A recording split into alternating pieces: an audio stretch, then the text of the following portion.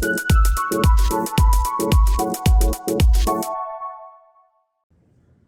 long time ago, when I was a kid, I was sleeping over at a relative's house, and I remember seeing this contraption on their toothpaste, and it was this thing like you would twirl it, you would spin it, and it would kind of roll up the toothpaste tube, and it would make it really tight, so much so that's pushing more of the toothpaste out.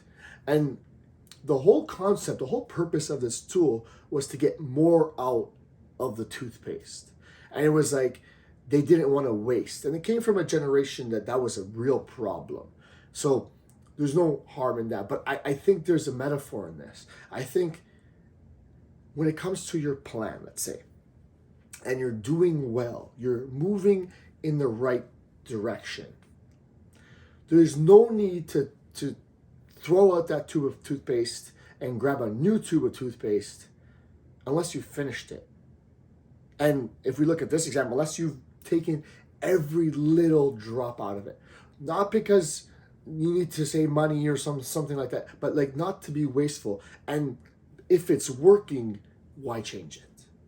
Squeeze that toothpaste tube to the max.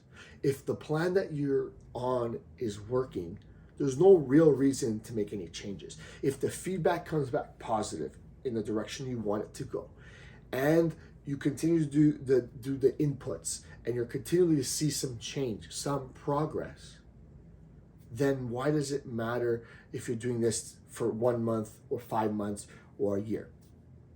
And this client was asking, like, Maudo, I've been doing this plan for the last 3 or 4 months. Like, when do I have to change it? When can I change it? And my question is always like, okay, why do we need to change it? I mean, first, that tends to equate to having to learn new stuff. That tends to equate to new costs in some cases with equipment and with the programming, whatever it might be. So there's that end of it. But also, if it's working, why do we need to change it? Like, what element of this plan is it that we have to change?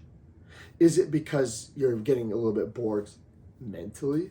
Because physically, if we're seeing changes, if we're seeing the progress you want to see, body composition changes, strength changes, the numbers are going up in terms of what you're able to do on a week-to-week basis, your body's not getting tired of it yet. And we want to ride that to as long as it goes before we make changes. We want to squeeze that tube of toothpaste for all that it's got. Because you've already learned these actions, you've already been ingrained in this plan, and the easiest thing is to continue doing it.